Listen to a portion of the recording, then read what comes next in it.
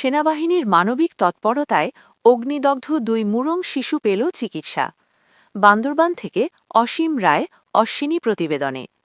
বান্দরবানের দুর্গম এলাকায় বসবাসকারী জনসাধারণের চিকিৎসা সেবা নিশ্চিতে দীর্ঘদিন ধরেই সেনাবাহিনীর ৬৯ পদাতিক ব্রিগেড বান্দরবান রিজিয়ন মানবিক কার্যক্রম পরিচালনা অব্যাহত রেখেছে। জেলার থানচি উপজেলার জারুলছড়ি পাড়ার দুর্গম এলাকায় বসবাসরত মুরং সম্প্রদায়ের ২ জন শিশু অগ্নিদগ্ধ হয়ে গুরুতর আহত হওয়ার খবর পেয়ে অগ্নিদগ্ধ ২ শিশুর চিকিৎসা সহায়তা দিতে এগিয়ে আসে বাংলাদেশ সেনাবাহিনীর ৬৯ পদাতিক ব্রিগেড বান্দরবান রিজিয়ন।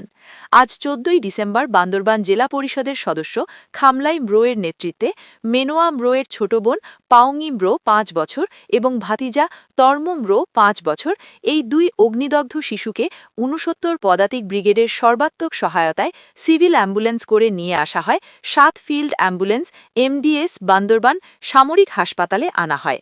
বর্তমানে উক্ত ২ শিশু রোগীর চিকিৎসা বান্দরবান রিজিয়নের তত্ত্বাবধানে ৭ ফিল্ড অ্যাম্বুলেন্স সার্বিক সহায়তার সামরিক হাসপাতালে চলমান রয়েছে।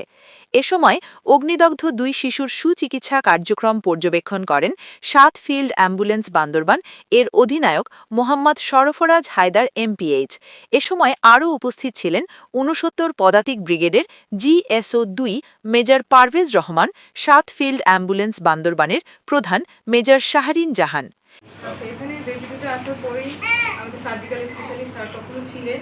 তো আসার সাথে সাথে বাচ্চাদের প্রপার ড্রেসিং করে আমরা একটা এটা তো অনেক বার্নিং সেন্সেশন থাকে যেহেতু, তারপরে একটা অয়েনমেন্ট দিয়ে আমরা এখন ব্যান্ডেজ করে রাখছি।